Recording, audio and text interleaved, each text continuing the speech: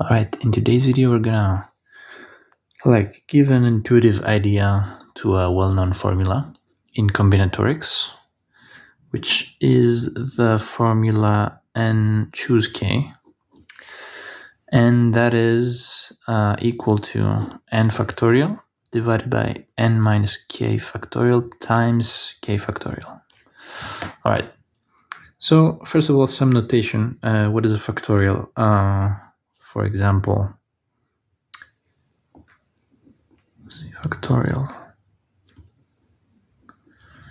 K factorial is we take the product of all natural numbers, positive ones, from 1 all the way up to k.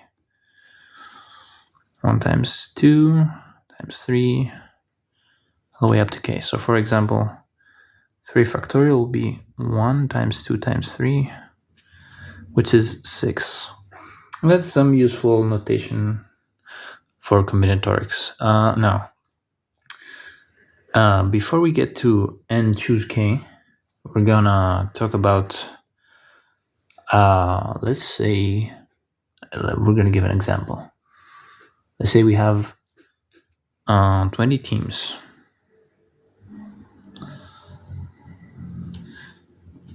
20 teams, and we want to see how many games can we arrange between these two teams. So each game, 2 teams will play against each other. Let's see, how many games can be played? How many different games? Now this question is a bit ambiguous because does team A versus team B, is that the same game as team B versus team A? Does the order matter? Well, let's take both cases. Let's take case 1. A versus B is different from B versus A. So we have to count both games. These games count as separate. All right, well, let's think about this. We have 20 choices for the home team, or we have 20 teams to choose from as the one opponent. And we have for each one of those, so we're gonna multiply, for each one of those choices, we have 19 other choices because we already chose one team. So we have 20 times 19, that is 380 possible games.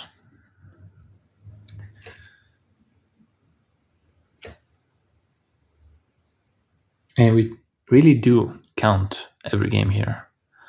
Because let's say we have team A playing team B. One might ask, do we have team B playing A? Yes, because we take all 20 teams and we play we calculate their game with every other team. So team B will play all other 19 games, including team A. So we truly have counted everything. In this case, in the case that A versus B is different from B versus A. So let's generalize a bit.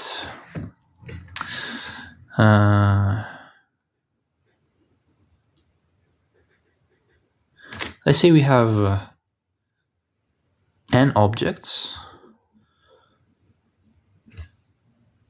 and we want to choose k of them.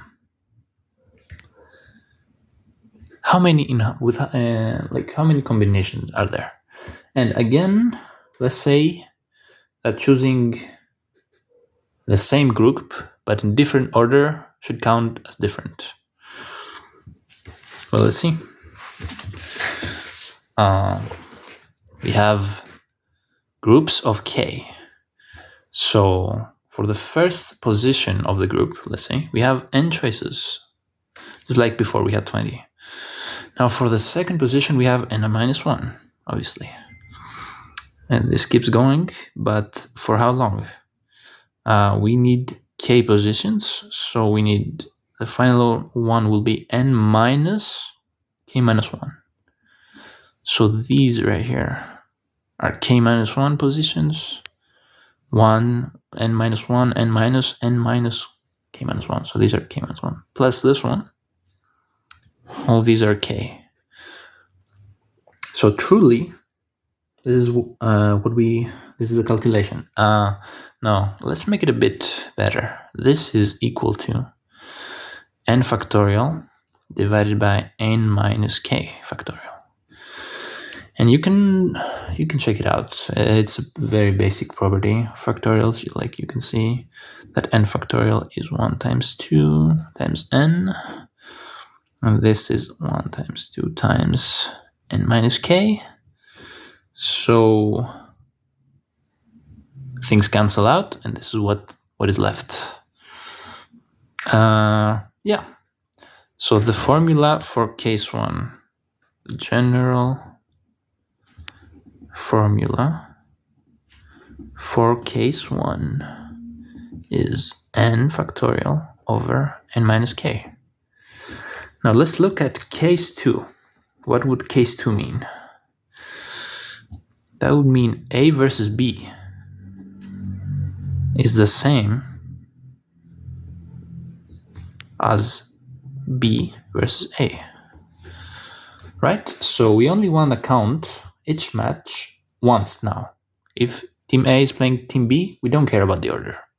We only care that it's a distinct like couple of teams. Like yes, like 2 teams. So let's take the team example again. We have 20 choices for the first choice and 19 for the second. But how many times have we counted the same group? How many times have we counted? Let's think. Well, we counted Team A playing Team B and Team B playing Team A. So each team will play each other team 2 times. So I guess we just divide it by 2 and we get 190 games. And that is basically it. But how do we generalize? Let's say we have n objects. We're going to choose k, but again, if the same objects are in the same group, we don't care about the order this time. So what do we have? We have n factorial divided by n minus k as before. But again, we want to see how many times we counted the same group. And how many times is that? That will be the permutations of a group that is that has k elements. And how many is that? That is k factorial. So we have to divide by k factorial. And yeah, think about it. Let's say we have a group of k objects.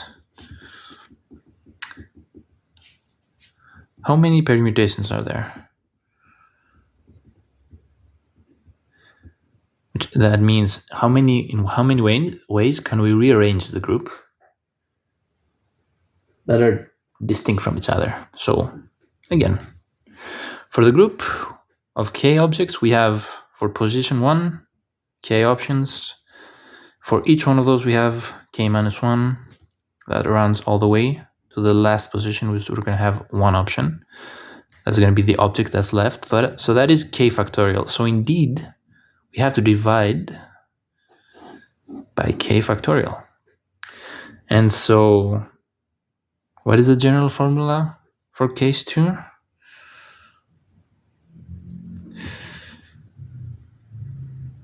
For case 2, that would be n factorial divided by n minus k factorial times k factorial.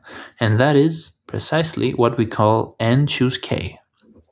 So when we say n choose k and we have this notation right here with the parentheses, we mean how many times, in how many ways can we choose k objects from n objects. But if it's the same group, we don't care about the order. We just care if it's distinct. And that is basically the intuition behind the formula. You have this part, which you can derive from case 1, and you divide by k factorial. So you remove all the same groups that are just rearranged, but you don't want to count them.